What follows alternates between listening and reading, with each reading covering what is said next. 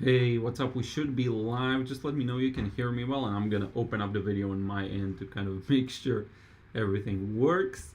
Thank you so much for being here. Let me show you today, because today we're just gonna paint this scene. And I will, oh, let me see. Okay, I think we're good. I think I'm hearing myself. Yeah, good, good, good. So I will say in advance, today we're gonna keep things relatively short and to the point, so I'll probably just get to painting this one real quickly. Just look at a couple of comments and see who's here. Hey Hank, hope everything is going well with you. I'm gonna mute my phone. There we go. Hey Draw TIL. Hey Megan, how are you doing, everyone? I want to try something fun today. And by the way, this is hair because I took a nap and I was super tired. I want to try something cool today where we paint with a bit of a different approach and kind of see how it works in a more direct way, kind of inside out, and see what we get. It's something I don't show a lot live for some reason, I don't know why. So it's going to be fun. We're going to paint this lovely Alpine cabin scene. If you look at the description of the video, you can find there the reference photo, and you can also find there my sketch, and you can use that to sketch your own. You can't pause this if this is live, of course, but you can actually sketch it quickly as we just kind of vent to get started. Or if you're watching after the effect, of course, you can just pause the video. You can pause it if it's live too, but then you won't see it live. So in any case, thank you so much. Hey Alice, hey the Argnono, how are you doing? Hey Jacqueline, hope everything is well with you. Hey Pounds and Dollars, how are you doing? Hey Donnelly, hey everyone, greetings from Kuala Lumpur. Thank you for being here. Hey Cubs win, hope everything is going well. Crystal Martin Art, hey MB, how are you doing? So happy you made it today.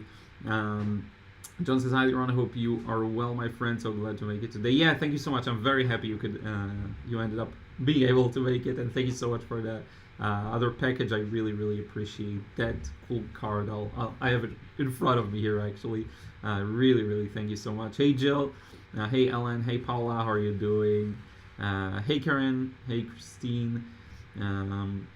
Hey, Denise. Hey, Banani. How are you doing? So we'll get to it, and then I'll look at the chat. If you have any questions, feel free, of course, to drop them there. What I want to do is just get started painting. Now, here's something fun for you to try, and it's something sometimes I talk about, sometimes I don't. But one of the things I like is to choose the part of the reference photo or the subject that really made me want to paint it, and start with that. And to me, I don't know if you can guess or not, but it's actually the roof of the cabin, that beautiful kind of a rusty almost orange that just looks really, really nice. So we will start from that. I do need to fill up my yellow. We're not going to use yellow ochre today as much. Feels a little too muted for some of our desired application. This time maybe a bit, we'll see. And I also want to keep things rather transparent. Hey Nancy, how are you doing? Hey Josephine, hey Elisa. 12 midnight rain here in Sydney. Awesome. Thank you so much for being here. And Alice from Brazil, and Olivier and everyone. Thank you so much. So I'm gonna start with the thing that I like the most in this reference photo, which is the roof. And here's how I think of approaching it. I'm gonna take an inside out approach again, meaning I'm gonna start with this beautiful rusty kind of paint, and then work my way to anything that's connected with it. So for example, this wall, and then this wall is connected by a shadow, and this wall is connected, and all of these details are connected, and then this wall stays white because it's really in the light, and so on and so forth, okay? And we're gonna start small with a small shape and see how we can build it up. I am gonna take my time and make sure that I mix something that I like and that looks like it could work. So let's see here. It's going to be a fairly strong orange. With that being the focal point, I do want it to show. So I'm not going to mute it as much probably as in the reference photo. And you can always mute it, but it's going to be very hard to get it to be as bright. So I think that's good. Maybe even a little too crazy. Let me try and mute it and see what my thoughts are. And then if I add a bit more red... You know what, that's really nice actually. So we'll go with that. We'll go with that, just a tiny bit of blue. Now here's something fun. I want us to tackle, it's a pretty light area, pretty light wash. But I want us to paint even the shadows directly. Okay, I want us to try and paint the shadows in directly in the first go. So we'll see how it goes. But let me show you. If you start small, from this small area, something like this, then you get some time to think and plan how you want to approach this. And you see there's a bit of a highlight here that I'm gonna maintain and paint over on the other side. Now I don't want these to necessarily be two separate shapes completely, so a fun thing to do is to maybe allow them to mix in some spots, kind of leave a small highlight. Well, let me add a bit more red to this, like so, and I'm just gonna start building that rooftop. I really enjoy painting like this from, again, inside out, with not a lot of necessarily rhyme or reason in my work order, because I find that spontaneity can be good sometimes. It's good training wheels too, to kind of know how to not be bound by a process that only includes a first wash that's an underpainting, and then another wash, and then, you know, kind of like a robot, which sometimes people may feel like that, and I have heard from people who say that. So don't be a painting robot. Start your washes however you wish, right? That's the point here. And maybe you don't want to just work the same kind of way always, right? Now this is actually another roof, so we can kind of connect the two. So here's how I do this. If the color and value are similar enough, and even if just the value is similar enough, I'm gonna connect. And I'm gonna keep it simple for myself. Now let's add some more paint, some more yellow, some more blue, just to mute it a little bit. Hopefully you can see everything.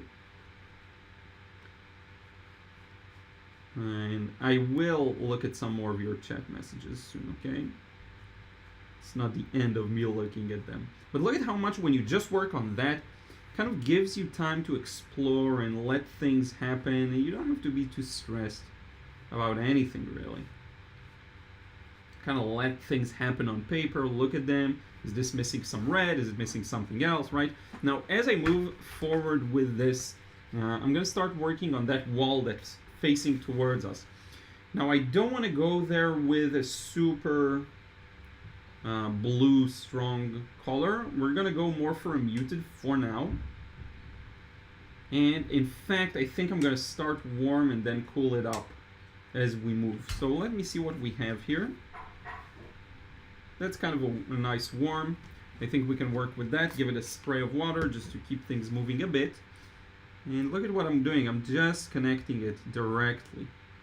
There's a lot of simplicity in doing something like that. And as we get down to this point, I'm going to increase the blue. And just go ahead and blue it up. See? And I'm going to blue up that cast shadow here. Or, yeah, it's a cast shadow, I think. Over the window, inside the window, whatever that is. Down on the wall. All the way down, we can actually paint all the way down, because this fence thing is going to be darker later on. And that's kind of just directly, right? And then we have this wall. Now here I can crank up the coolness a bit more. So I just don't want it to be like a strong ultramarine. I want it to be something else. So a bit more blue, but not fully. And look at what we're gonna do here. In fact, let me strengthen this a bit more. We need more. That's gonna work. And then I'm gonna connect it directly to the roof. Even though some parts have already started to dry, we're perfectly fine with that. Paint over that window. It has no real significance here. Now look at this edge. Right here, that's a really fun one, because you can see the pattern of the rocks. So you can use that to your advantage to convey that these are indeed rocks, and it's an uneven structure in a way. Then we're going to move all the way back to this wall. Now look at what I'm going to do here. I'm going to increase the blue saturation, but it's not going to be much darker. It's just going to be a bit of a stronger blue here. Now, the advantage of working like this one shape is once we get to the grass here, we can just start mixing. So let's mix a fairly dark green. Something like that should work. And then we'll push it slowly to be darker using wet and wet. But for now, let's start with this. Actually, let's put some more value in there. And a bit of red will help darken it even more. And a bit more blue and a bit more yellow. And that's pretty much as dark as we'll go, I think, in this painting. And here we have the opportunity to kind of carve out the shape, the pattern of the grass, right? And this is going to be green too, right? But I'm just kind of getting started here. And we can put in that kind of a group of bushes, trees, whatever is there. Vary it up a bit because this is close to the focal point. So let's grab a bit of yellow here and just put it over like that. And as we move down, a rather simplistic approach to foliage, but I find it to be very effective. We're gonna bring in some more strength. A bit of red I'm missing here. Notice how green this is. And I need it to turn into a shadow. It's a little more neutral. And between them as well, there's quite a bit of shadows. And that should do the trick.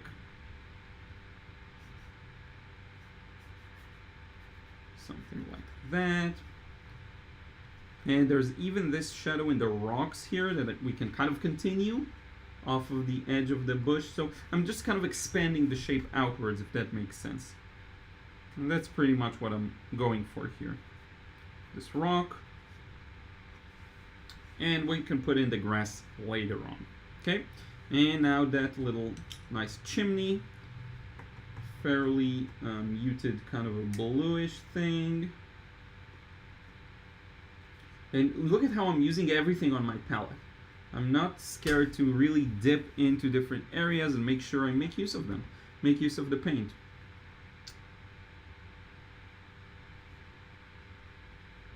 There we go. And I'm gonna get the darker areas with a bit of red and blue together. Kind of put in those heavy shadows, and look at how slowly the picture comes to life. And that's kind of how I aspire for my painting processes to look like. They slowly come together. It doesn't have to be immediate. In fact, usually it will take some time. And thank you so much once again to everyone who's here. If you can take a moment and leave a like on the stream, that helps me a lot to get to more people. We're gonna let this area dry and then we'll add this shadow and everything. When you paint this way, it's so fast, you know, it just things happen fast, which is a fun advantage of this method. You see things immediately. Now, one thing I want to fill in there is this area behind the shadow under the roof. So we'll get that done, and then I'm gonna look at some of the chat. I've been neglecting it. And I think I'll rotate. So here's something that's often fun doing. You can get the shape more accurately on the first go by rotating, and then bringing it back. Now the tough part, what we've been doing so far isn't even that hard. The tough part would be how do we balance it with a background and with the rest of the details to make this look fun and believable and good looking. That's gonna be our challenge. There we go. And this in theory connects to a shadow that runs through here. So let's put a hint of that. Let's make this a little thinner. So let's get a bit of stronger paint up here.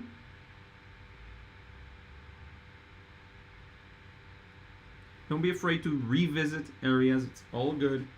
And look at how much work that contrast does for us in this painting. That's pretty much all it relies on. And I think it would be beautiful to preserve a feeling of warmth and even yellow on the grass, not even going green. To contrast with all these blues and reds, I think. Let me know your thoughts. So now I'm going to look at some of the chat messages.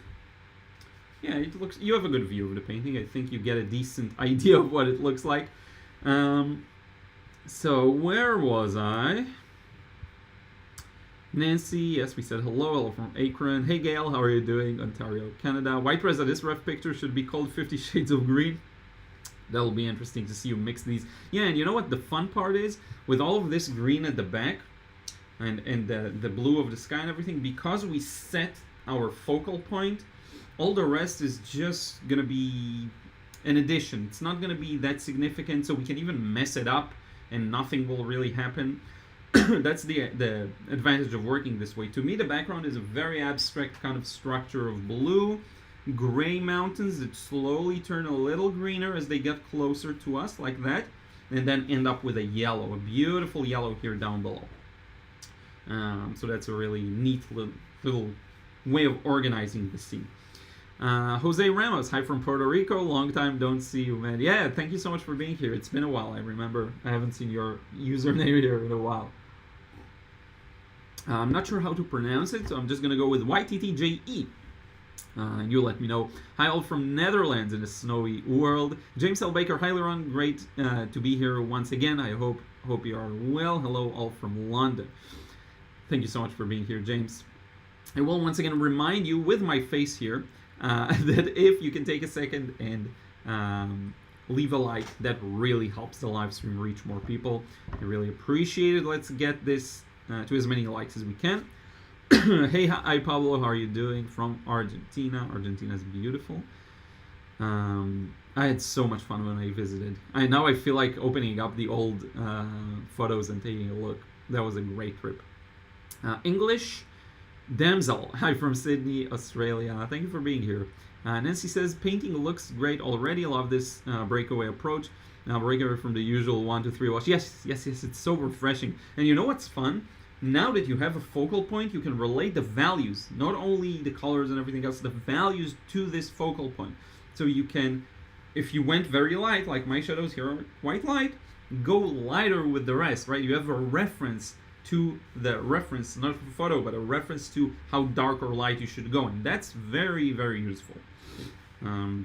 Whereas, if you start top to bottom and you start putting things in, some things get lost in the way. Now, I get a serious kick out of this being the only wash here, meaning I'm not gonna have anything over it. I will have shadows on it, because you'll notice on the reference photo there is shadows that cast to the right. That I'm gonna have. That I'm getting a serious kick out of this wash was done in one go, right? So these shadows, once we put them in, chef's kiss. You'll see everything is gonna be pushed to the right. It's gonna look fantastic. By the way, you don't get a good view of how rusty this color looks. Now, hopefully, it's not as orange or as even pink as it seems in the video. But don't worry, we're gonna later on. I'm gonna share with you like a proper scan or take a picture with my phone, and you're gonna see. I'm not close to the color.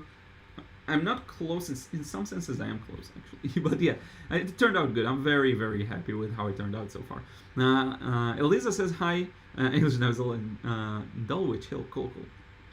People find friends here. Hey Liron, where do you live? I find the most interesting so far is that creamy warm wall that you made a warm pink blue. Yeah. So it's not pink again. It's kind of a rusty orange, but it's hard to see in the camera. And yeah, that's really neat. I like the way it works together. That was important, you see, and I recognize it. Took a moment to look and see it. And there's also a gradual transition from dark to light that I did not capture. The more of these things you can capture, the better. And I live in Tel Aviv, Israel. Maya Ratner, hi. Hi Maya, how are you doing? John, good morning from Connecticut. John Haywood. And now John Watercolor, really enjoying this approach. Thank you so much. Let's see here.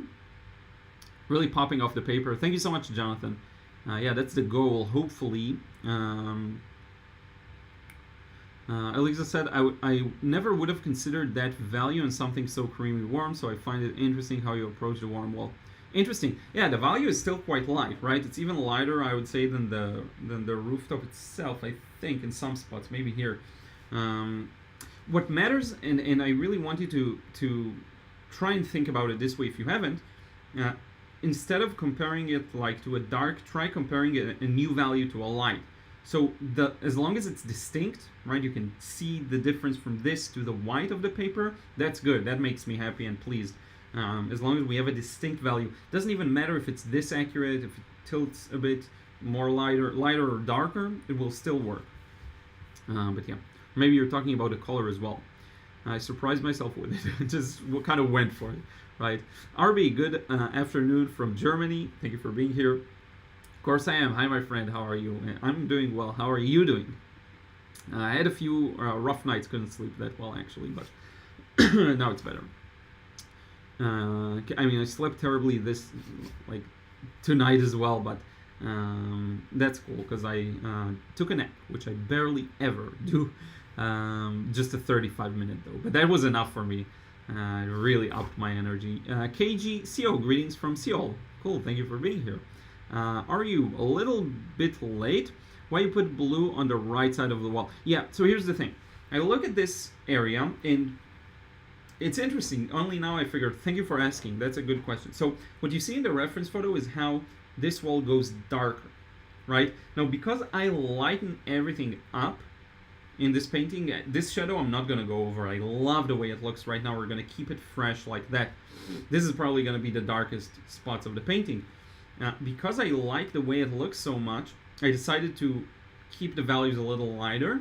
And what this means is, how do I make a distinction between this wall and this wall if I don't go darker? So I just went more blue, just to make a separation between the two. It does make sense generally also because blue stuff more in the distance are blue, and this is farther from us. Of course, that's inaccurate. This should be gray, this should be gray. Even the rooftop should be a little more muted, but I'm kind of playing off of the colors, and because I'm not going with the perfect contrast, I want the colors to be more interesting, if that makes sense. So I just decided, can't go darker, we'll go bluer. We'll go more saturated. And of course, it's kind of similar brown. Could be maybe a touch darker. White Reza, even without background, we can already see the front wall popping up as well. Yeah, and one more thing to say about that is there's a danger once you put the background, it's kind of going to overpower the whole thing. So I would veer towards being more careful and going lighter even than I would have planned with the background. You have the opportunity to take it slow and see how things work together. And the background is also going to make these highlights pop, so that's a really good thing. White Rose, Elisa, I would have seen it as quite light in value, but I suppose it dries lighter. Yeah, that's still pretty light. Teresa, good morning from California. Manette, good evening. Thank you for being here. Hey, Crispy, how are you doing? Hey, Jennifer, hi, Liron, greetings from Louisiana. I love your style and appreciate all your videos. Thank you so much. Ted to Tank, what's up? Hope everything is well with you too. Willow Birch, good morning from Levine. Is that how you pronounce it? Do you stretch your paper? No, I don't. I don't know what NW is, so let me know. Northwest, you mean?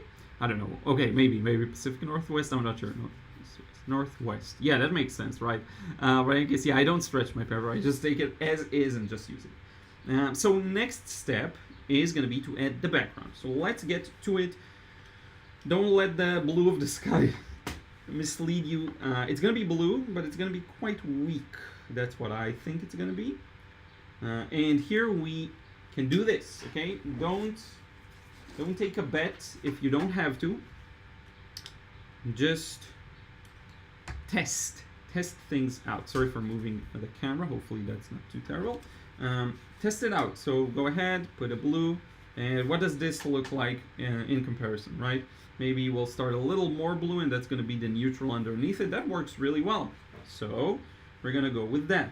And I'm going to start here with, you see, because I had something there, it's not a perfect blue, and that's actually good.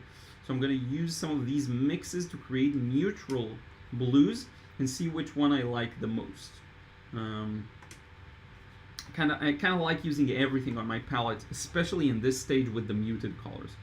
So now I like this much more than this. This I don't like. It's something I don't want. So it looks like we're gonna need a cleaner blue, but lighter too. So light is good because it means we don't need to mix as much paint, and I think that should work. So I'm actually gonna start with a bit of pure, And treat this the same way you would any other shape we painted so far. No pressure. Start small. Take a look at it. Does it look good? Does it make sense? Does it not make sense? Kind of work your way around it. So look at what I'm going to do here. I'm painting down under the mountains. And then I can come back with a bit of blue and go ahead and just put that in. No pressure whatsoever. Can use this to get a bit of a better angle. Now, for the mountains, I want them mainly to be gray. I want them to be neutral. That's a purple. Let's add a bit of yellow. I don't want these mountains to stick out at all. So let's add a bit of everything. And we're good. We still have a bead. It's going to work out. Now let's see if we can mute and neutralize, create a good neutral color. If we can't, I'm just going to use neutral tint. Just going to fall back on some neutral tint. But I think we're close. I feel like I'm going to fail in mixing it right here. Actually, okay, that's better. Let's add a bit of neutral tint. See if it neutralizes it even more. I mean, why not? Why work hard? And then this starts from neutral. And because we painted over, down, under the mountains, we're going to get a smooth edge here, which is good for us. It's going to help us maintain our focal point. And I think if we really want to keep the foreground in the foreground and not have it pop too, and not have anything, you know, overcrowded or beat it, that's actually a good way of painting almost everything in the background. So you see I'm not changing, but I'm making my plans on the fly, but still while understanding I have time. If you're worried that you won't have time and you work really fast and haphazardly, you're gonna mess things up. So try and give yourself that confidence boost. Use enough water, keep things fairly flowing. Now as we move down, I can start putting a bit more blue actually, because blue is better than gray. It's going to be a little more saturated. And now we're just working our way as if this is a shape. It's just one big shape behind our cabin. Okay? Well, look at how all the highlights of the cabin are just going to fall into place. Now this side is pretty much done. Let's do this. Wrap it up like that. And that's going to be the end of this side of the wash. Kind of like this. And then this side, we're going to start slowly adding a bit of yellow to green it up. Okay? But we want to go a little slow, so it's still quite a muted green.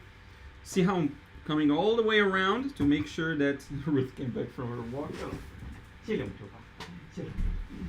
I'm coming all the way from around so that I can draw this line a little more carefully. It's not an easy one, and you can feel free, of course, at home to rotate if you have to. And I'm going to treat this whole background as very abstract, so a bit more yellow here. Like that. And be careful, if areas started to dry up above, don't revisit them too much. I'm actually gonna blue it up a bit back, just a bit more blue. Looked a little too strong, and then we're gonna work our way. Look at what I'm doing here, fearlessly over that tree from earlier. Don't worry about it. In fact, I would go over all of this like that. We'll put in that little fence or whatever later. Okay. And this brings us all the way down to here. Now, this does get a bit dark around the bottom. You can work with that, or you can kind of ignore it. Question is, do you want to create a contrast here? I would argue we're good, and we don't need it. But that may be a mistake. That may be a mistake. I'm not sure, honestly. We'll have to kind of play by ear here. Now look at how this gave some meaning to our highlights. Right now they're not just white with tons of white around. This actually starts to shine a bit, right? Now I'm gonna get rid of a point that kind of, it's time to get rid of. This should be a blue. darker blue at that, and I wanted to do this from before. There we go. And then we're gonna add our foliage in the foreground. Now I'm gonna leave it as is so that we can think later on, maybe we'll darken it. And if we are to darken this area, we're gonna flip everything upside down and we're gonna start dark and slowly blend it out. Okay, so we're gonna see another technique. But this mountain, that's as dark as it's gonna get. I know that's extreme, but I like it like that a lot. Keeps the focus on our cabin. And it has character. It looks really good. So next up, let's address this area here of the grass. So I want this to be a little more yellow. I actually want this to have a yellow base. I have light on my face, that's nice. A bit of a yellower base here. So, because we're missing a bit of yellow, but that's way too strong. So let's try and add a bit of yellow ochre to that. You kind of tone it down a bit. See, that golden paint is really, really nice. And then what we can do is, in some spots, we can go with a combination of that and a bit more green in some spots. Okay, so let me mix a mix of these two colors: Indian yellow, yellow ochre. Let's see here. Do I want a bit of red in there? I don't think so. We can start light and then kind of build our way, add some stuff here. But once I finish that area, we're gonna go back to the chat before I add some final details to the cabin. We're actually really close to finishing this. Not a lot more work to do. So let's see what we can achieve here. And that may be too strong, I'm not sure. Let's see what we get. I do think I should start pushing it towards a bit more of a green here. Like that.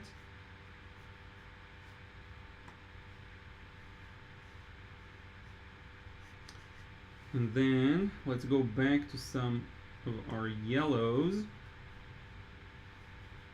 And as we get to this area, add just a bit of blue. I want to be gentle with this kind of a mix here.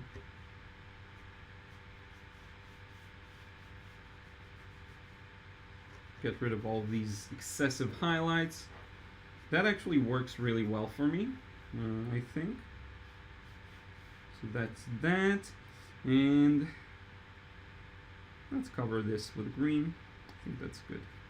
All of this, actually. And we'll kind of let it sit. We can start putting in these shadows wet and wet. Let me see how wet that is. So I kind of made up a shadow and we can work with that. I just want to make sure this shadow is not like blue or, you know, I just want it to be a little more subtle. So let me think for a few seconds. I'm gonna do this partially wet and wet. Let's try this out. I think it should be wet enough. Like this. So the shadow kind of complements the grass color. Maybe a bit of blue in it too. It's more of a compositional thing rather than an actual shadow that's important because I see it in the reference photo. I just want to frame down that lower part of the scene. Frame it a little better. And because the shadow looks vastly different in the reference photo, right? Then it has this part like that. Downhill. And let's put a bit of a stronger mark. Like that. Something like this. Now let's let this dry and see where we're at, okay? This looks fairly light and probably we could go a little darker on the grass, but I wanted to keep it very, very light. So let's go over the chat and then I'll start working on the actual center part of the cabin. Look at that. Now this shines really nicely. So yeah, maybe I'll fix the color balance, the white balance for a second, just to make sure it's not too much. Protect your eyes because it may go a little lighter before I darken it. White balance. Oh, sorry, that's not good. Auto, not white balance. I need the exposure. Let's see here, exposure. I think that's good. I think it was good the way it was. But in any case, yeah. Now let me go back to the chat and see if you have any questions. If there's anything I can address. So we were here. James L. Baker, does reflective light have a part to play in this picture? Yeah, so one thing is you'll notice this here. I don't know if it's exactly reflected light, but you see how the light bounces from the roof and it kind of makes this area a little warmer. And if you notice, especially here, it's a little cooler. That's where it comes into play. That's one good example. Other than that, I can't really think of a good example. The grass, by the way, is going to be definitely darker. But other than that, I don't really have anything significant in mind in terms, and we're going to add that cast shadow here. Reflected light elsewhere, I don't see any. I mean, it's everywhere, of course, but there isn't something that sticks out that I would want to make more out of, right? So yeah, but that was a fast process. We're like 35 minutes in and we got pretty far. So yeah, where was I? Too many windows. There we go. Elisa, so does this mean you may do your grass as warm yellow? Yes. Or will the green go with a red roof? Yeah, both can work. It's just, right now it's too light. That's the thing. I thought it will work as this kind of light of a value, but I think we'll need to darken it. So yeah, green could work with the rooftop. Yellow could, everything could work. I missed yellow generally in this scene. By the way, the more it dries, it actually looks better. I may preserve this lightness, just add a bit of a cast shadow here. And I really botched that shape. Marjorie, good morning from upstate New York. I would be using my Perlin or Undersea Green for a mix for the mountains. That's actually a great idea. I love Perlin Green. The way that drop of paint dissipated, yeah, it's fun. Rax, when we paint sun in blue sky, it gets messed up and becomes into green. Do you have any idea? Yeah, I actually posted a video on that, how to avoid green skies. Rax, go to my channel, one of the videos from the last 2 weeks, I believe, how to avoid the green sky syndrome. Check it out. I have a video just on that. Lisa, sorry. The artist Goggin said, if I see pink, I paint red. Interesting. Ralph Ignacio, hey, do you feel pressured sometimes while painting live? Yeah, definitely. The most of the pressure is, like, I'm not scared that the result is going to be bad and that I failed. It's more like I would waste your time if the result is really inadequate, you know. So you come here and you watch, and it's fun because of the community and people, and to talk with other people in the chat. But I wanted to actually, you know, be of value on a professional kind of teaching way. So yeah, that's the one thing I can be a little nervous about. Jose Ramos, believe it or not, I'm enjoying a bachata music from Aventura, and your beautiful painting. Is that possible? Of course it is. Yeah, cool. So you have some nice music in the background. That's awesome.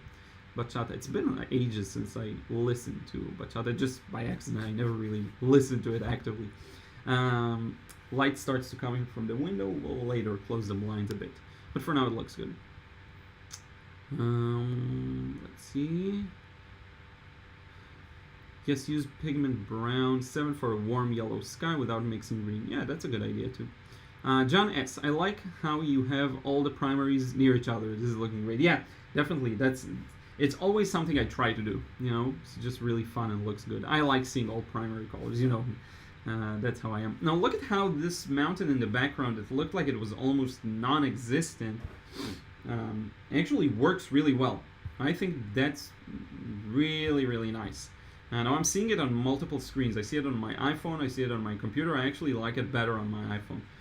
But that's a really nice effect because you can tell that there's a mountain there. Here's the thing I want you to try and understand and try to apply, right? Our eye cannot focus on everything at once.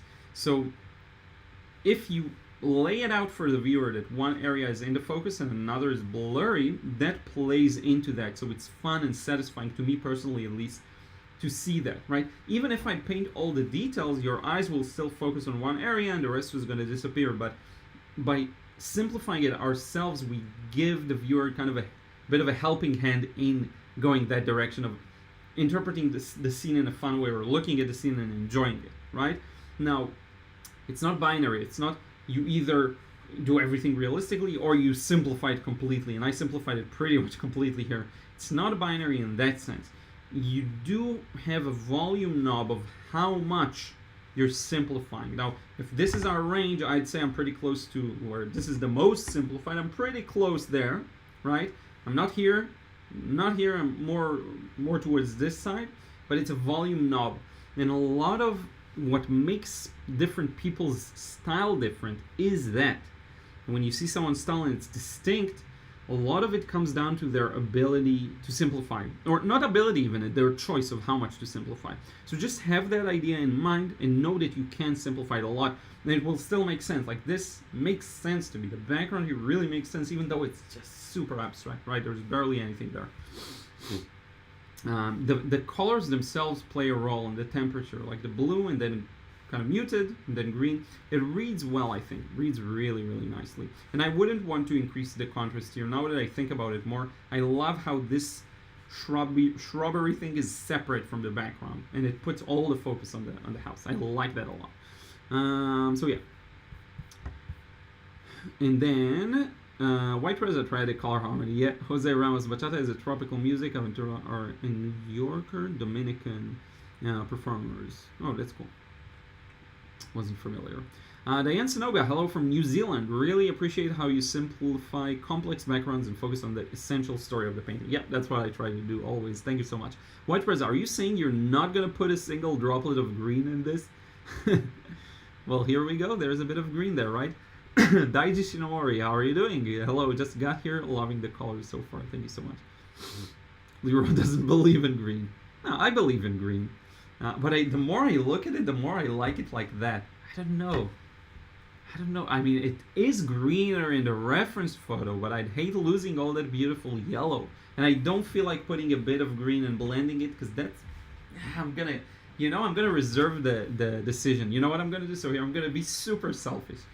We're keeping this. We're not darkening or adding any green to the grass. There is green already, right? But we're not gonna do another layer. It's done. I may decide after the live stream to edit. I will add all the details and everything. Maybe then I'll decide to maybe do it, right? So yeah. Marjorie Johnson, this is everyone doesn't believe me. I hate green. I hate that color. No, I don't. I love green in the right context.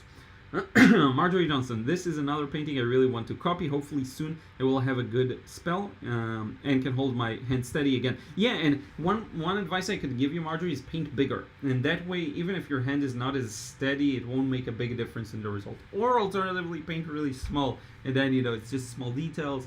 And you can do many paintings until you get one right. One more thing I will say is, look at how simple this is, right? It's just this red shape connected to some walls, connected to some shrubbery, and a background. It's one wash, right? That's what I always say.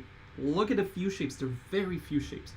Try and paint them as they are, right? Simplify it if you can, just for your own fun, if you enjoy that, because I know a lot of people enjoy that kind of a style. If you like super realistic or more detailed, go for that. Hi Pablo, what kind of brush did you use for the mountains behind? So I believe I used the larger one, right? It was the 16 Escoda Ultimo. This is actually one of my favorite brushes for just large washes with not a lot of variation. I'm gonna close this so that you don't get this weird white light.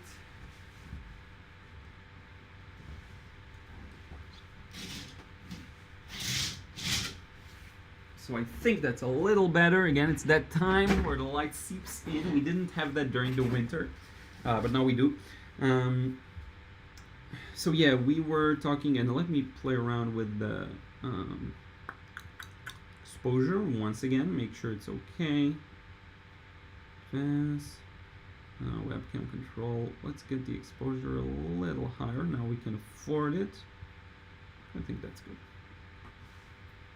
If it's too dark, let me know. But I think it's decent. No, I can go lighter. I think I can go lighter. And in a moment I'll go back to the chat. I forgot what we were talking about. Sorry about that. So yeah, that's good. Maybe it's the same as before, I don't remember, but that's good. So we were saying, yeah, the brush. It was the Ultimo, I think. Yep, the Skoda Ultimo size 16. It's good for these washes, again, that are just kind of, it's big washes. They don't have too much variation in them, but when you do want a good tip to get these smaller details a little accurately. I usually alternate between this one and the large goat Lebenson brush. These are the two I use the most for larger washes. Now this I like more if I do have some variation. This is very minimal variation, you know, just 1, 2, 3, pretty much. But yeah, but I'll do whenever I feel like. I'll alternate between the brushes I have. Sometimes there's no real rhyme or reason to them. Odi Safridia, struggling with green. Yeah, green is a challenge. But look at how simple I made it. I'm only using yellow ochre, Indian yellow, and ultramarine blue. And that makes sure that I don't go overboard and mix in funny greens. I did not use my phthalo green. I have some phthalo green here on the palette. I avoided it like the plague. And in fact, I avoided my May green, which I really like to use in these kinds of bright greens. I avoided that too. But yeah. A big challenge in watercolor, by the way, is how do I get this green to be strong green and still bright and light? Because if I'm going to put in another layer on top of that, it's probably going to darken it too, and I don't want it dark. I want it as light as it is here. So that's a challenge. And by the way, we have some more details to put in just 1 second. We're going to put everything in just 1 second. Stefania Garola, hello, I'll see it later on work. You go, yeah, cool. Come back later, for sure. Daiji Shinamori, I don't think you should worry about people not taking away something from your live streams because we do. Awesome. Thank you so much. White Reza, I remember a lesson of Stan Miller where he says that it's good to balance the story focal point with some contrasts to make the viewer's eye move over the entire scene. Yep. And I'm going to add more contrast here and nothing in the background. So you're going to keep visiting this every time you want to examine the surrounding. It's just going to be, this is going to be the main thing here. Benani says I would put a little green too. Yeah, I already decided I won't, so I won't. Sorry, I have to go with what I decided. But I will post an update if I do. White was meaning high focal contrast away from high. Remember lesson Stan Miller where he says it's good to balance the story focal point with some contrast to make the viewer eye move over the entire scene, meaning high local contrasts away from the focal point. I see. Yeah, that's a possibility, and you could add, but I think honestly I'll get lost in the details if I start adding those shadows on the cliffs, for example, and kind of, you know, what you can do is decide that all the focal points are going to be here, and then have the eye travel around here, right? And then kind of re-examine the background and go straight back here. So you can have a few focal points that are all in the foreground, and I think that's where we're headed right now. Liron, I'll send you a tube of a light English green. Oh, yeah, that's interesting actually. I'll check out this paint. I do have pale green, which is really nice. Elisa, well, we see the pencil as the details. If the pencil wasn't darker for us, would you do this for yourself and leave the pencil to describe the detail? Oh, I'll actually sometimes do that. If I feel like I don't need a shadow and the pencil looks good, I'll do that too. Green is the new blue, says Harsha. Hope you're doing well, Harsha. Elizabeth says, hi, Liron, just wanted to say I love your way of explaining the processes. Thank you so much. So we'll continue. We're marching forward, and we'll start adding some shadows here. Now, here's the key. I want these shadows to be very muted, so I'm going to cop out and use my neutral tint. I don't want them to be blue, because I'm kind of sick of blue shadows in my paintings. They're always too much in abundance. I don't need them. And by the way, because we did our test paper routine, we can test it out over this. See, and we can know what it's going to look like. So that's useful. And I think we got a pretty nice match here. So, mixing, right? And I don't talk much about mixing, but you have to make sure you mix it the right value, the right temperature or color. So I know what I want in terms of color, but this is too light. This is not going to show as a shadow. So I have to strengthen it, right? With a bit more. And a bit more. And I think this should be good. Okay? Now there's a pretty big shadow, and I'm going to just move this so I can see the reference photo. There we go. Pretty big shadow here. So let's test it out a bit. I'm going to put this here, and it's a little diagonal. And follow what I'm doing here. I'm gonna do this. And I'm moving my hand left and right just a bit to make the shadow uneven, because there's a bit of a waviness to this thing that casts these, you know, metal pieces for the roof or whatever that is that casts the shadow has some unevenness to it. So we're having an uneven edge like so. And then we're gonna do this because I used the side of the brush. I got a bit of an uneven patchy wash there, but that's fine. Now I'm wondering, do I want to blue it just a bit? Let's add just a touch of ultramarine. I think it'll be better. Add the shadow, do the whole wavy edge, and look at what's gonna happen now. And that's one of the coolest moments of the painting process, I think. Now, the shapes, the highlights are gonna make sense. Because right now they're like, why is there a highlight? Once you put the cast shadow next to it, you know that the highlight is there because there's something beveled outside that casts the shadow. Plus, it's a nice contrast. The light next to dark or darker. And that can really make a painting look good. And then we have something here that casts a shadow. This rope thing. So why not put that in? Maybe keep it a little more uneven, like that, and then continue, march forward, and we do have a bit of that kind of shadow in between these two roofs, but I will keep most of them, I think, or some of them at least, connected. Now this may look a little strong, but it's actually going to dry a little weaker, so we're good. But I'm gonna, let's see here, let's mix the same kind of a thing. Maybe because I added the blue, it went a little too dark. So I'm gonna try and make it a little lighter as it moves to the right. Even though it may be good, you know, it may be good. But let's see. Now this bottom part where I really forgot, I should have added that dark spot down at the bottom. That would have really improved things. So, but I already have not, so we're gonna have to do it wet on dry, not wet and wet, as I could have done it. Now look at what I'm doing here. I'm gonna get rid of these small shadows real fast, and then we're gonna put that cast shadow that has to follow the form of the roof. It goes up and then down and then up above the white parts and then back down. And I'm doing this while these shadows are still wet. See? Like that. Because that looks better, I think. And then, do we have another shadow from looking at the reference photo? I think that's pretty much it. I will say that this is a little darker here. There's a bit of a darker area. And we're good. Now I'm going to add a bit of darkness below the rooftops. Just here. This white area should not be here like that. And then we're going to connect a bit of a shadow here. The shadows are very mild on this lower, smaller rooftop, so I'm not going to indicate much of it. It's going to be this. And there's a bit of a, what you call the drain pipe thing.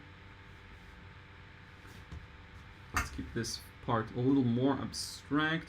And then look at what I'm going to do. So I'm going to use some water, help this paint move down a bit, and use this opportunity to put in a very, putting a bit of yellow in my neutral tint. And I'm going to put the window yellow because it looks a little warm, the window itself. I'm going to put the window wet, and that'll keep it a little more, less intrusive, and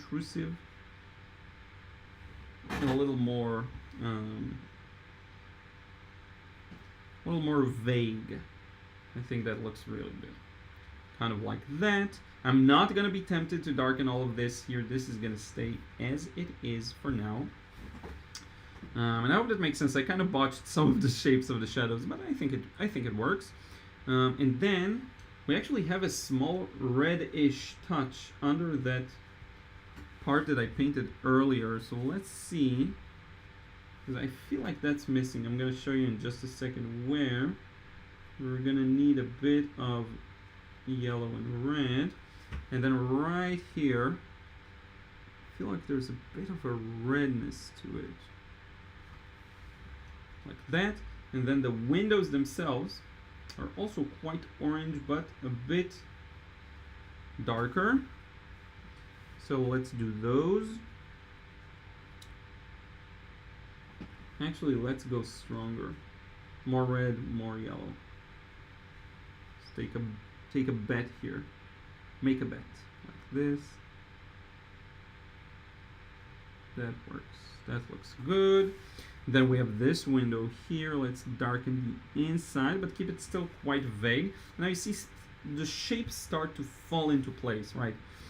Now what I am missing is this. I totally missed that highlight. Kind of painted over it. We're gonna fix that in just 1 second. But I do think things are drying properly. I just have too much white here.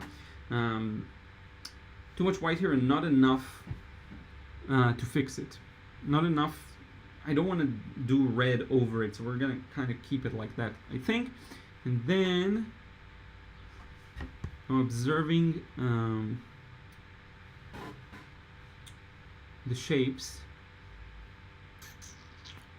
I'm thinking if I want to add something else. Yeah, so we're gonna switch over to our John Brilliant opaque watercolor paint. And let's see if it works out, because I do want to bring back that highlight here. I could lift, but I don't know if that's going to be a good idea.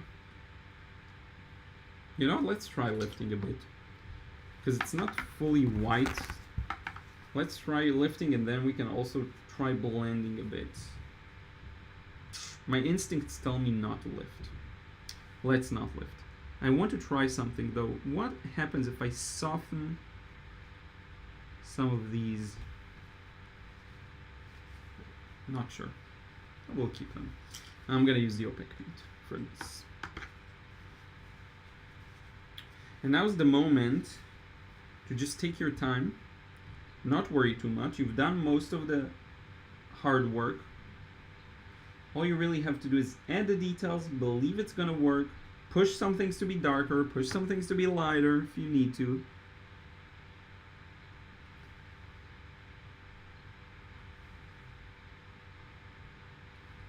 And believe in yourself. The cliche is true. It's actually really important. There we go. Now this may dry too light. I mean too dark, actually. Because when you use opaque paint to lighten things up, once it dries it can look quite dark again. Because the paint goes more transparent. We'll see. We'll see about that. But I actually really like the gray. There is a bit of rust on the rooftop that I could just go ahead and put a bit of this same paint in. Let's see what it looks like. You just put some of it like this. Nah, I don't think it's necessary. It doesn't ruin it or anything, but there's no need to. Now we can decide whether we want to strengthen some other shadows, because this should be stronger. The thing is, the contrast is so gentle with the mountains, I think I'll keep it as is, you know. Now, by the way, this is the stage where you look at the background and you tell yourself, okay, I can decide now to start adding details if I want to, like we talked about earlier, right? You can start putting in a bit of a shadowy wash on some of the mountains and try to bring out more out of it. There's a really beautiful shadow, and you can see it right through here, right? There's this thing, it curves, and it goes around, and it goes back. Completely optional. You don't have to, and I think I'm going to call this one done. I really, really like it. I like that it's a clear, simple message. Doesn't force you to look at a lot of things, right? It's just that. Just the message is so clear that I think I'll leave it like that, you know. I may do some improvements later on, but I actually really like it. And I did want to add the shadow of the cabin itself. And I am considering whether I should in fact add the green like we talked about earlier. I already said I won't, so I won't. I have to stick to my word. But I will add that shadow in the back. So let me grab a bit of neutral tint once again. I'm going to add a bit of yellow ochre to it. I'm going to add a bit of blue. So essentially we're creating a gray, muted gray-green. And we need to keep this fairly light. You know what, should I just drop this? No, I'm going to put it. It's an interesting and important shadow that I do want to make use of. So here's the trick though. I want to make sure I leave enough, because I really like this transition. So we need to make sure we don't lose all of that. So let's flatten that shadow down to here. Something like that.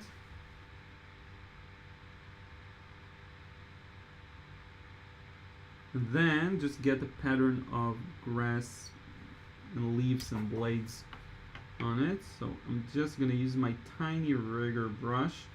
Just kind of same mix of paint. And get some edges to that shape. Right? How do you convey texture? By the edges of the shape. And it's something I talk about quite a bit. Not by drawing each and every grass blade, but rather this. And then we can start maybe adding a bit of some darker spots to it, and then it will just feed into the wet areas. And that will help us kind of stabilize that wonky form I put in here. Actually, there's a way to stabilize it. I see it now. There's a drain pipe, and it goes in, and then it actually turns into a highlight, which we'll add in just a second. So just to kind of balance out that. I don't know what I was thinking when I did that shape. I was completely distracted by something else, I think. That was a serious screw up.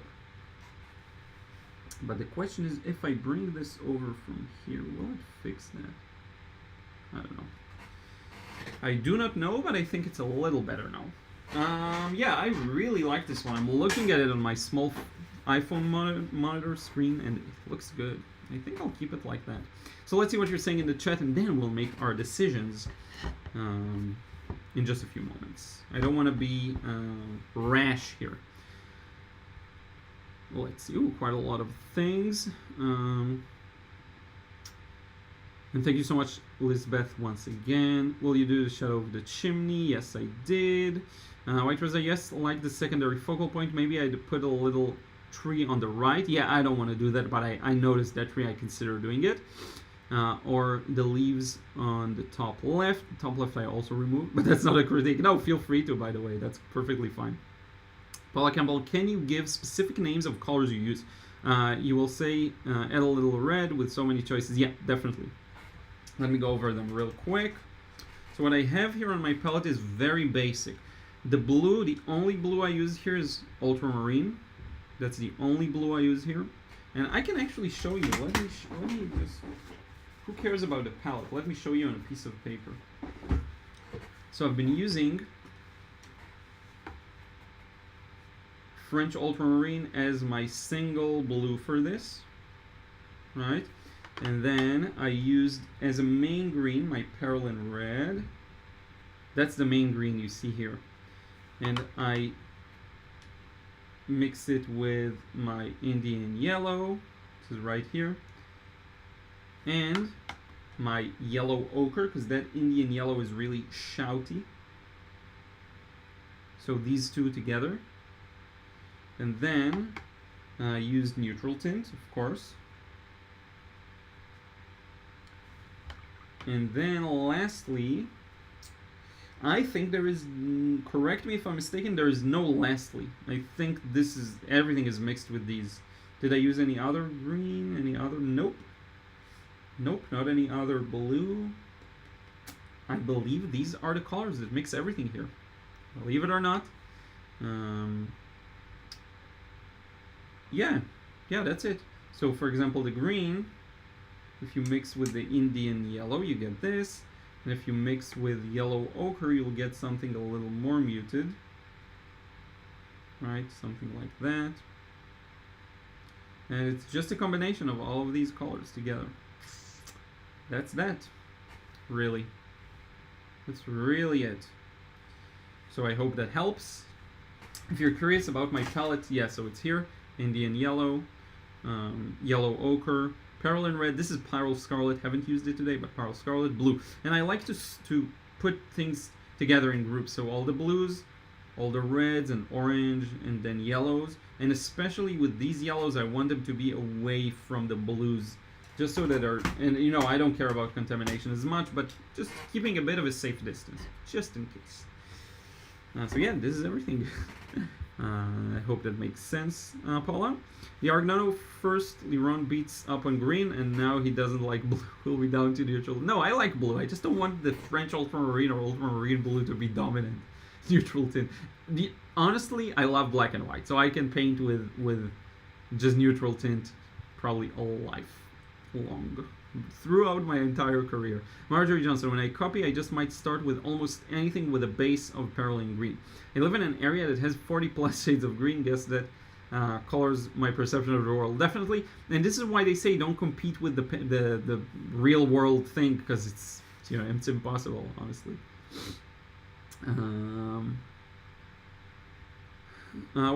Hey Joanne, how are you doing? Yeah, no worries about being late. That's perfectly fine. John, so mixed white resin, light English green is very bright green, close to yellow. Interesting. Like the sunny green here. I like it because it's impossible to mix from primaries, and with phthalo blue it leads to a nice palette of greens. Cool. Eliza, I think I would glaze some very thin yellow ochre over the grass to neutralize it more. Yellow ochre to neutralize, huh? Because I actually would have considered pushing it more green, less neutral. Interesting. I don't know. Leslie, hello from South Carolina. I'm an extreme newbie, and I really enjoy your videos. Thank you so much. Nagareka Pete says your videos are really helpful for beginners. Thanks a lot and keep it up. Yeah, thank you so much for watching. Much appreciated. Sorry, I'm not looking into the camera. I'm reading your messages. Brock Shimek, how are you doing? Hi, I want to start watercolor portraits. Do you have any tips? Watercolor is so different from all other mediums. Yeah, the one best advice I think I can give is make it as intuitive as you can. Practice so much that you know exactly how to achieve every effect, how to achieve every transition. What happens once you put two paints one next to one to another. You know what's going to happen. That's what I want you to try and do. One thing that really bugs me is how this is such a strong contrast from the dark and light. That's the only reason I would have considered adding a bit of a green here, but yeah. But yeah, just make watercolor intuitive. That's the best suggestion I can give you. Joanne, your videos seem to be getting shorter and shorter each week. If you're talking about just the normal videos, yeah, because more people watch them. So I'm going through a transition in my content where for years I would just make the thing that I think will help people the most. The problem is what will help people the most is the thing they actually watch and consume.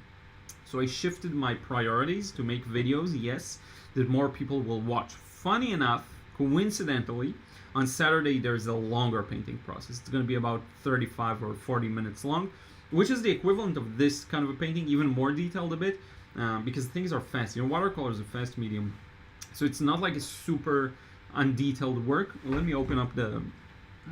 Not yet. The sun is starting to disappear, and then I have to play around with the exposure for a second. But yeah, so I'm just shifting my strategy, and I'm like, okay, I'm just gonna give people the thing they're gonna watch more, because I'd much rather you actually watch the video than it being a perfect long full video in my mind, but it ends up being watched by much fewer people. So that's that, and I'm actually happy with it. Yeah. The roof looks great now. This process today is really interesting. Thank you. And thank you so much, White Teresa. Jacqueline, hi Liron, how are you? I'm from Brazil. I love your art. Thank you so much. Gail, your inside out demo and varied values to create atmospheric perspective It kept the roof as the main focal point area. The low value background negatively frames the roof with its shadow. Yeah, thank you so much. Yeah, that's what I was aiming for. And had I started with an initial wash, we may lose some of that, right? Now, one thing I will mention is when you work this kind of an approach, you're more prone to having these, white areas and white kind of things left. So you have to pay attention and be a little more careful than I was. And you can fix them. Like I can go back now and use that similar mix of red and yellow, kind of mix something similar, a bit of blue. And I can probably fill in the blanks, so to speak, kind of like that. Get rid of some of these unnecessary highlights, Just be a little more careful about things. Like that, right? But just know that you're more prone to getting these if you're working in shapes. But I like a part of it that's the spontaneity of it. I really, really like. So yeah, definitely. Teresa, hi Liron, how are you going to put in the railing? Oh, are you? Yes, I completely forgot. I'll put it in. That shadow at the back was a great choice. Thank you so much. Let's see. John says, love the freshness. Thank you so much, John. Banani, thank you so much. Mary, what was the red, please? Yeah, so it's a Parylene red together with a bit of Indian yellow, and then ultimately a bit of ultramarine blue. Very bit. It's like 20% ultramarine blue. Paula Campbell, thank you so much. Thank you. English Damsel, thank you so much. Karen, I don't have an orange on my palette. Is there one you would recommend? Not really. I mix my oranges almost exclusively from the red and yellow. I do think quinacridone orange is good. It works decently well with ultramarine and colors like that. It's not my go-to though. So yeah. Thank you, Olivier. White Res, I realized recently that it is possible to mix colors right out of the tube in a pan. Yeah, it is true. Directly without adding water. Yeah. It's a very interesting thing to do. It's very hard, especially with textured paper, because it's a bit rough to paint that way, but it is possible. Karen Schilling, your style of teaching works very well for me. I could watch your videos all day if I had nothing else to do. Thank you so much. Marjorie, for orange, transparent pyrrole orange or fiery orange, maybe Aussie red gold to look your socks off funny. Yeah, great suggestions. Again, I don't have a dedicated orange, but these are good. Jose says, muchas gracias, me gustaría que hagas un video sobre paisajes nocturnos. So you want nocturnal scenes? So I'm not sure what the grammar of the sentence is, but I understand you talk about nocturnal, so let me translate real quick. We're dedicating ourselves to the comments. Let's see here. I would like you to make I will do a video like that. That's been a long time coming. I have maybe one or two.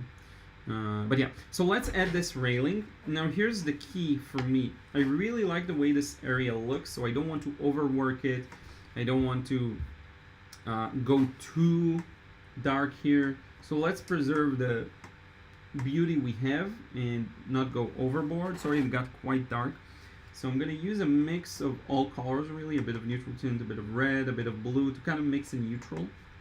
And then I'll see in which direction I think that's good. And here's the magic. I'm going to paint it in one go. So, no wasting time.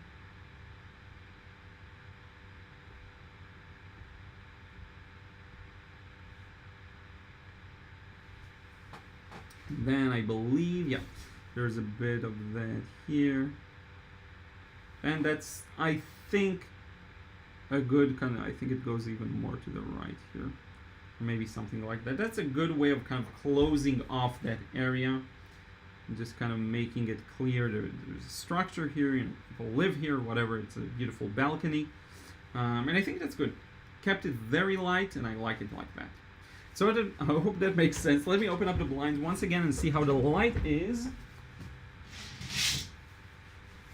I think we are in the clear. Yeah, that's a nice, well-lit scene.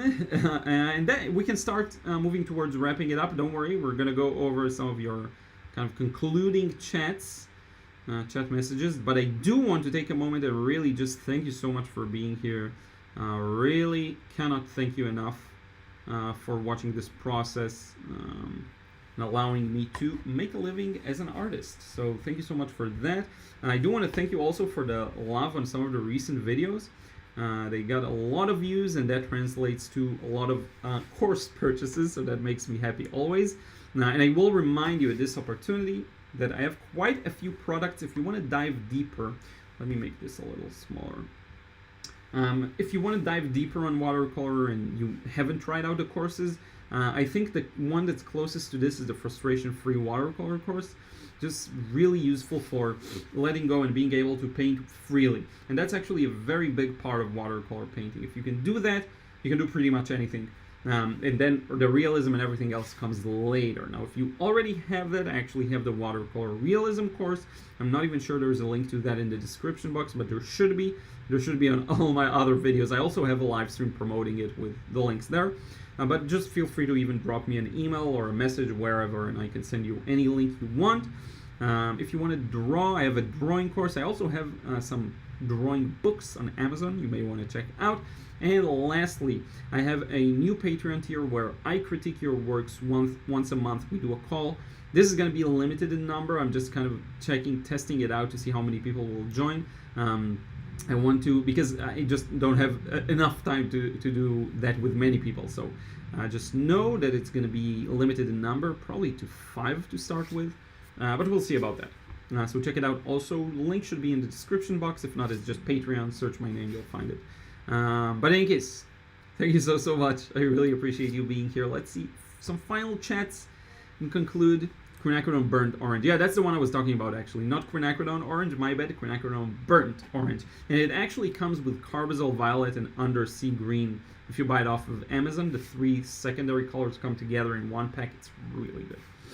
And a decent price, if I'm not mistaken. Anne-Marie, hey, how are you doing? See your finished soon. Yep. Do you sell any of the paintings? Yeah, I completely forgot to mention. You can also check out the gallery. It's lirongallery.com. It's just Liron, the word gallery.com, and you should find not all of my paintings, but a nice chunk of my paintings are there for sale.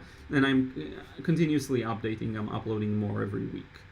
So you can check that out there. And sorry, Anne-Marie, that you came around the end, but you can rewatch the beginning. You paint on here. Oh, okay. Any of the paintings you paint on here. Yeah, some of them, most of the ones I paint live, not really, but here's what I can do. You just, if there's any painting you're interested in, if it's up to me, I'll sell everything, right? There are very few paintings I don't want to sell. So just message me, comment, whatever you want, and I can definitely sell any painting you are interested in. So just let me know if there's anything you're interested in and it's not on the gallery. Just let me know. White Rosa, crazy to see how this light pinkish bluish wall looks white eventually. Yeah, that's the illusion. That's the illusion, and that's my favorite part of this whole thing. I think this area right here, which is good because that was planned to be the focal point. Thank you, Nancy. Mehak, thank you so much for being here. Much appreciated. Teresa, thank you for the railing. I love the painting, especially the light and shadow. I so appreciate your time and effort. Thank you so much. John, really enjoyed your last video. I definitely watch more videos about watercolor warm-ups. Oh yeah, cool. That's a really fun one, and I enjoy it. Warm-ups are fun. They're really made to just get you to paint, you know. And sometimes if I don't have time, I have a really short kind of time frame and I do want to paint a bit, I'll just do a bit of warm-up just to get myself to you know, not build up rust. Cubs win. Rationale, why not more shadow on middle building and under? More shadow here, you mean, and here? Just because I don't want to throw off the values and pull too much attention here. I like that this is the darkest part, I guess, if that makes sense. So yeah, that's why. Let me know if that's not what you meant. Jacqueline, thank you for being here. And Marie, I took the drawing course, Draw Anything. Oh, thank you so much. Really appreciate it. One more thing I will say, again, I did not show the sketching stage this time. I have a lot of videos where I show myself sketching similar scenes, but if you do want to use my own sketch, there's a link in the description box. You can print it out, trace it, do whatever you want with it, recreate it, and paint along with this process. Karen, Undersea Green is my favorite green. I've been looking at that set. Yeah, it's a great purchase. I think if they haven't increased prices, it's a good value for the money, I think. Eliza, it takes years of brush mileage to love only 10% of our own work. We know how easy it is to overwork something, and we know when things are blocked in and need more. We had to abstraction. Yeah, so one thing I will say is just taking your time can really help. So if you constantly overwork your paintings, one thing that can really make it easier for you is to just take a break, take a bit of a distance away from the painting, just set it aside for a day or two, an hour or two, and come back, and then you'll usually, the next thing that needs to be painted will scream at you. So if you veered on the side of caution and you try to maybe again be more cautious than like pushing forward, just do something small, let it rest for a while, then come back to it, you will pretty much most of the time avoid overworking, because you've been very cautious, and every time you go back to the painting, it will tell you, you have to paint this shadow, you have to add details here, you have to do this, do that, and then you do it, and you move on, set it aside, and the next thing will call you. Let the painting guide you. Don't try and push towards this. Yes, you have an image in mind, right? But you have to always look at what's going on paper and match it to that, right? One thing I think could be improved here, by the way, is just this area of the foreground. Don't know exactly what I would do differently with that shadow. Maybe not do it wet and wet, maybe do it wet on dry. Not sure really, but it still doesn't hurt the overall impression because we went so light here. And I do like some of these abstract shapes that were created there, so yeah. Mary Schmidt, first time with you, and I really got some pearls and loved your discussion. Thank you. I see now there are a variety of pearl and paints. Interesting. Yeah, there's pearl in red, pearl in green, everything. And thank you so much for watching. Yeah, and if you aren't subscribed, anyone who's watching this, be sure to subscribe. I do tons of these videos. And Glenda Powers asks, thank you. When is the next live stream? Same. So let me check for a second, because we are planning a vacation. Today is the 31st, right? So next Thursday is going to be the 7th. The 7th should be the next live stream. Yep. Just next week, same time, same day. It's always on Thursdays. Now we will be on vacation in Morocco. So that's for a week after that live stream. So yeah. Next week, 7th of April, 9 a.m. Eastern time. That's the time. Next live stream. But yeah. And Argonono Liron, I love how the roof especially turned out. Yeah, awesome. Very happy to hear. Brand of paint for the undersea green. So these, the ones I mentioned are all Daniel Smith. Will you be teaching more on perspective? Definitely, I can do that. Yes, yes. Born Again Farmer Girl, I made it. Liron, animals and are fed and Bible has been read. That's awesome. And now it's time for Liron. Thank you so much. Alan Graham, thank you. Marjorie, one of my last paintings I did was a new subject matter for me and was frustrating. And nighttime is terrible. Nighttime street scene with lit shops. Yeah, that's always tough. I will do one. Everyone wants one. Jose says it was fun. Thank you so much. Thank you, Karen, for letting Cubs win. No, about Daniel Smith. Thank you, John. Thank you, Cubs win. Thank you, everyone. We're going to wrap it up. Happy to 1 hour and 23 minutes. That's relatively short. Don't worry. We'll have more longer live streams. I just got a lot of other work to do right now. But I really appreciate you being here. And hopefully we got a nice little process in. I will post maybe later today, maybe tomorrow, the end result scanned. Better view of it. You will get to see it. Maybe I'll do some improvements. Who knows? Maybe I'll add a bit of green. Who knows? But yeah, thank you so much for being here. We'll talk to you again real soon. And Saturday's video is going to be a bit of a longer process, about 40 minutes if I'm not mistaken. 4K. Going to be good quality. You'll get to see me paint a very nice boat scene. Thank you so much. And thank you so much, Born Again Farm Girl. Really appreciate your support, everyone. We'll talk soon.